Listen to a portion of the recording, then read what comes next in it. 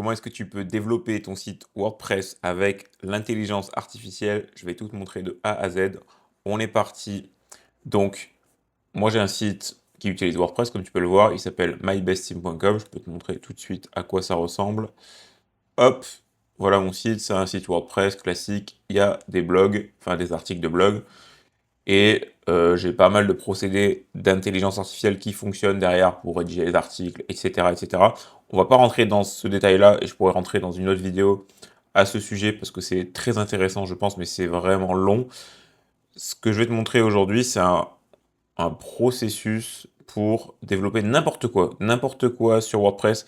Tu le sais très bien, sur WordPress, tout est payant. Tu veux une extension, donc tu vas ici dans les extensions là et tu sais que tu vas devoir payer, tu vas devoir passer à la caisse parce qu'en fait tout est payant, tout est en freemium, donc au début c'est gratuit, puis après c'est payant et ça c'est super chiant. Mais aujourd'hui, t'es plus obligé de payer parce que tu peux toi-même te créer tes propres extensions et je vais te montrer ça. Donc là la page est longue à charger, donc c'est un peu embêtant. Donc je vais passer là-dessus et je vais te montrer l'extension que j'ai créée et je vais te montrer comment je l'ai créée surtout. J'ai créé ça pour mes fournisseurs. En fait, j'ai des fournisseurs de cartes eSIM, tu vois. Tu les retrouves juste ici. Et tout ça, je l'ai créé moi-même avec l'intelligence artificielle. Et ça me permet de créer des classements par fournisseur, d'ajouter des fournisseurs. Euh, Bref, ça permet de faire énormément de choses. Et tout ça, voilà, c'est développé par l'intelligence artificielle, déposé directement sur mon site. Comment faire ça? Déjà, il faut que tu aies accès forcément aux fichiers. Quand tu as un WordPress, souvent tu... Alors moi je vais être franc, j'utilise Hostinger, qui est un très très bon hébergeur pour des sites WordPress. C'est vraiment pas cher. Alors peut-être qu'il y a moins cher ailleurs, mais je pense que c'est vraiment pas cher. Surtout que là il y a une offre Black Friday. Je fais pas du tout la promo, hein, mais voilà, je sais que c'est pas très cher. Moi quand j'avais regardé, j'avais fait un comparatif et c'était voilà, c'était intéressant. Je te mettrai un lien dans la description si ça t'intéresse. Globalement, voilà, tu crées ton site là-dessus, et après tu as accès à un tableau de bord, et sur ce tableau de bord, tu vas avoir accès à un gestionnaire des fichiers. C'est intéressant, si tu vas dessus, tu peux voir pas mal de choses, tu vas pouvoir voir tous les fichiers globalement, comment ça fonctionne, etc. Et tu vas pouvoir les éditer. Le problème étant, c'est que tu vas devoir le faire à la main, tu vois, tu vas devoir rentrer là, etc. Et t'as pas envie de le faire. Du coup, l'idée, c'est de connecter une intelligence artificielle à ton système de fichiers. Pour faire ça, il faut que tu ailles dans tes avancer ici et que tu enable, donc tu actives l'accès SSH. Voilà tout. Et d'ailleurs, non, heureusement que ouais, j'ai pas affiché le mot de passe, tout va bien. Tout va bien à ce niveau-là. Donc au pire, je flouterai cette page, c'est pas très grave. Bref, tout ça pour dire que tu actives cette connexion SSH, c'est quelque chose qui va te permettre de te connecter à distance, en fait, à ton système de fichiers. Et du coup, tu vas connecter une intelligence artificielle. Mais je vais te montrer comment. Donc déjà, il faut que tu te connectes là-dessus. Pour ça, tu vas te connecter avec VS Code. Donc VS Code, c'est une Visual Studio Code, c'est un éditeur de code qui te permet d'éditer du code, comme son nom l'indique. Et l'avantage de ça, c'est qu'il y a beaucoup d'extensions. À la base, c'est pour les développeurs, mais aujourd'hui, même n'importe qui n'est pas développeur peut s'y connecter et ça reste intéressant. Et donc, tu vas dans les extensions. Donc, tu peux aller ici et tu vas taper, alors je crois que c'est SFTP. Voilà, c'est celle-là. Ou même celle-là peut fonctionner, mais moi je te conseille celle-ci. Tu la télécharges et une fois que tu l'as téléchargée, en fait, tu vas pouvoir remplir un fichier de configuration. Je ne vais pas le faire là. Je te conseille, en fait, tout très simplement, je te montre le système. Et tu le fais toi-même et tu peux t'aider de ChatGPT, tu lui dis à chaque étape, ok, maintenant j'en suis là, comment je fais pour me connecter? Parce que je vais pas te montrer comment te connecter, c'est un peu long, enfin, il faut que tu ailles rentrer les données à la mano, enfin à la main, ton adresse IP, ton mot de passe, etc. Mais en gros, je te montre le workflow, comme ça, tu sais que c'est possible. En vrai, c'est ça. Le principal, c'est de savoir que c'est possible. Après, tu as juste à le faire toi de ton côté et tu verras, tu vas gagner énormément de temps. Et en gros, du coup, tu te connectes en FTP. Du coup, tu vas avoir tout ton. Tu vois là, ça m'a téléchargé tous les fichiers que je te montrais tout à l'heure en ayant accès ici, là, via le gestionnaire de fichiers. Donc là, en fait, c'est comme si j'avais mon gestionnaire de fichiers, mais directement sur mon ordi. Évidemment, là, si j'édite quelque chose, dans un fichier, mettons, je rentre là-dedans, tu vois, j'édite, je mets du texte, ça va pas le mettre à jour directement sur mon site. Pour ça, il faut que je fasse clic droit, upload. Upload, ça veut dire j'envoie sur le serveur. Et là, par contre, si je le fais, ça va le mettre à jour. Et donc, il faut faire quand même attention, parce que là, si tu fais un upload et que tu uploads quelque chose qui est pas bon, moi, en tout cas, là, c'est sur le live. C'est-à-dire que là, si je fais ça, c'est sur la production, c'est sur mon site qui est disponible sur Google. Donc, faut pas que je mette n'importe quoi. Donc, faut que je fasse attention. Je te conseille évidemment de faire une sauvegarde avant, au moins pour les premières fois, si t'es pas trop sûr de ce que tu fais. Je vais boire un petit peu de café. C'est important quand même de s'hydrater. J'en profite. Si ce genre de vidéo t'intéresse, enfin tu trouves ça intéressant, fais-le moi savoir, ça m'aide beaucoup à continuer, etc. C'est vachement motivant. Laissez un commentaire même s'il y a une question ou quoi que ce soit, ça me ferait ultra plaisir d'y répondre. Bref, parce que je délivre beaucoup de value et je pense que ça a vraiment beaucoup d'importance ce que je dis et je le sais. Et c'est cool et c'est pour ça que je le partage. Bref, on repart sur la vidéo parce qu'il y a encore plein de trucs à dire. Donc, tu fais ta sauvegarde, tu es sûr de ce que tu fais. Si jamais ça pète, tu reviens, c'est pas grave. Et donc, tout ça pour dire que du coup, quand tu as ton système de fichiers sur ta machine, tu peux brancher des intelligences artificielles. Ce que je te conseille pas de faire, c'est d'aller sur ChatGPT ou Claude comme ça, par exemple, et ChatGPT, par exemple, là, voilà, et faire ce que je viens de faire, là, tout simplement, c'est de lui demander de t'écrire du code et toi de le copier-coller dans tes éditeurs, etc.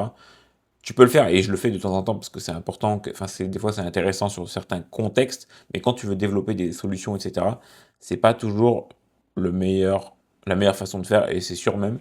Et donc là, l'avantage, c'est qu'en fait, tu peux connecter ChatGPT ou Claude, peut-être qu'il y en a d'autres, mais en tout cas, ceux que j'utilise, et je pense que la majorité des gens, et c'est sûrement ton cas, tu dois utiliser ChatGPT ou Claude.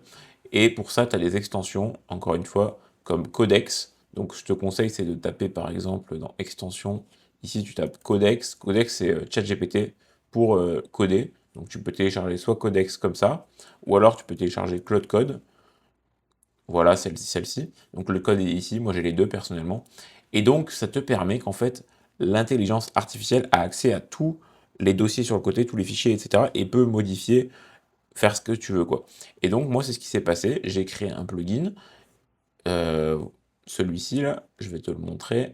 MBS, enfin, j'en ai créé plusieurs en fait, mais celui-ci est vachement pertinent. Je l'ai créé de A à Z.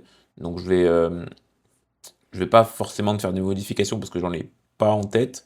Si ce n'est que, enfin, si je pourrais réfléchir un petit peu si je prenais le temps, mais je pense que c'est pas forcément dans ton intérêt et je respecte ton temps qui regarde la vidéo. T'as pas envie de passer 30 ans à regarder la vidéo, donc je te montre juste que c'est possible.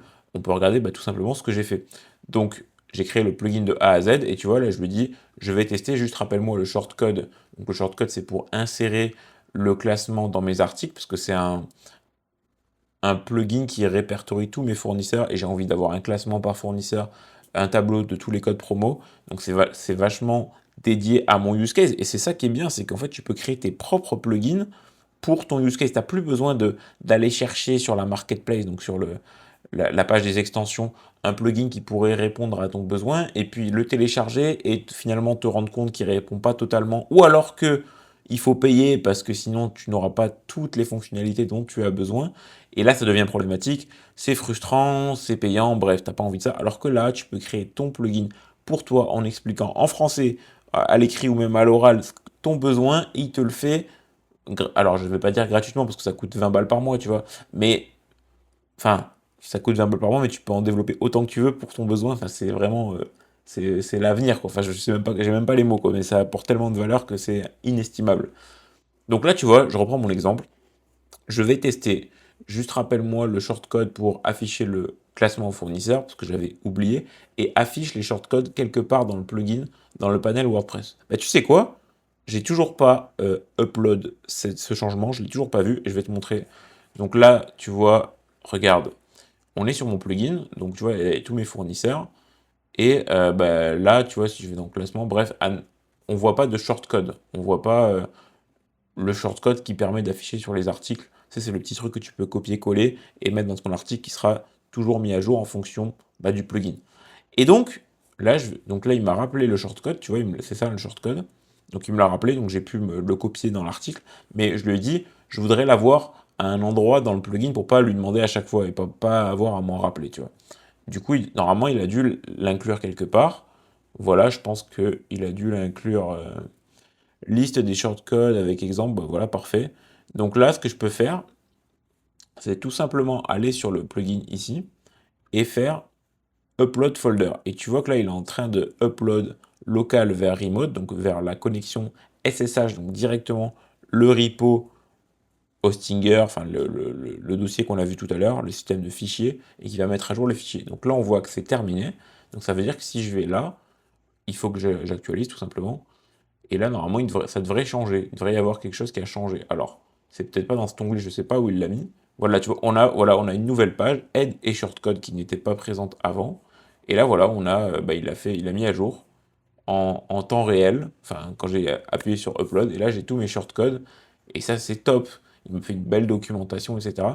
Et donc, là, ça, c'est marrant qu'il est. Il a vraiment été inspiré, quoi. Mais tout ça pour dire que tu peux faire n'importe quoi. Mais quand je dis n'importe quoi, tu peux vraiment faire n'importe quoi. Tu as une idée d'un plugin, d'une page, il peut modifier tes pages. Tu peux aussi le connecter à ta base de données. Ça, je ne vais pas le montrer dans cette vidéo, c'est un peu plus complexe. Tu peux le connecter à ta base de données parce qu'en fait, je te le dis, tes articles, c'est c'est pas des fichiers. C'est des données qui sont stockées en base de données, mais tu peux également lui donner accès à ta base de données. Et je te montrerai dans une autre vidéo comment faire. Voilà, je vais résumer globalement comment tu dois mettre en place ton processus. Déjà, il te faut un site WordPress, j'imagine que si tu regardes la vidéo, c'est déjà le cas. Il faut que tu aies accès au système de fichiers via une connexion SSH. Donc ça, il faut que tu te renseignes avec ton fournisseur de serveur. Je mettrai le lien de Hostinger si tu n'as toujours pas de serveur, etc. Parce que Hostinger le permet et c'est pas cher. Ensuite, une fois que tu as la connexion, tu te connectes avec l'extension qui s'appelle SFTP. Donc c'est SFTP. Voilà, celle-ci. Tu regardes sur ChatGPT ou sur Google comment faire la connexion, mais c'est super simple. Tu as juste quelques trucs à rentrer que tu retrouves sur ton hébergeur. Ensuite, tu tout simplement connectes ton intelligence artificielle, soit Claude, soit ChatGPT, donc soit Codex, soit Claude Code. Tu te connectes tout simplement, tu la démarres à l'endroit où tu as ton, ta connexion SSH qui est activée. Donc là, en l'occurrence, tu vois, moi, dans mon système de fichiers qui s'appelle WebDev, c'est là où j'ai tout mon serveur, mon site web qui est WordPress. Et là, j'ai démarré Cloud Code ici. Je pourrais aussi lui parler là d'ailleurs, ou je pourrais démarrer ChatGPT ici. Et pareil, Use Existing Model. Là, je pourrais lui parler sur le système de fichiers qui est ouvert, du coup, sur le FTP. En fait, il faut que tu comprennes que quand tu fais une connexion SSH, tu ramènes tous les fichiers dans ton dossier, ils sont en local, donc quand tu modifies encore une fois, il n'y a rien qui se passe, parce que c'est en local, c'est sur ta machine. Par contre, tu peux envoyer ton dossier modifié, enfin tu peux à tout moment envoyer ce que tu as fait au serveur. Dans l'autre sens, en fait, tu as téléchargé et tu peux envoyer, tu peux upload, comme on dit, en anglais, tes fichiers, tes modifications, et là, par contre, ça va aller sur le serveur. Du coup, c'est ça qui est pratique, c'est ça que permet l'extension SFTP. Donc, en fait, ChatGPT ou Claude, il modifie en local tes fichiers, et quand tu es satisfait, tu envoies. Et c'est pour ça que je te conseille d'abord de faire une sauvegarde, important, avant d'envoyer, parce que si tu envoies et que ça casse tout, bah là, tu es dans la merde. Donc, fais une sauvegarde, assure-toi que voilà, tu as bien une sauvegarde, et après, comme ça, si jamais ça casse tout, tu reviens à la sauvegarde, et normalement, tout va bien. Voilà. Et une fois que tu as ça, en fait, tu peux itérer hyper facilement sur ton site WordPress parce que tu vas parler à l'IA, elle va faire les modifications, elle a accès à tous les fichiers, donc elle connaît tout ton site. Et si en plus elle a accès à la base de données, c'est encore mieux. Mais c'est même pas obligatoire, pour être honnête, pour faire des plugins, etc. Même pour faire des pages, en soi, tu n'es même pas obligé parce que tu peux faire des pages en PHP. Et tu lui dis ton besoin, elle te fait le nécessaire. Bref, tu développes ton site avec l'IA. Voilà, j'ai tout dit dans cette vidéo. J'espère que ça t'aura apporté. Et voilà, salut mon gars.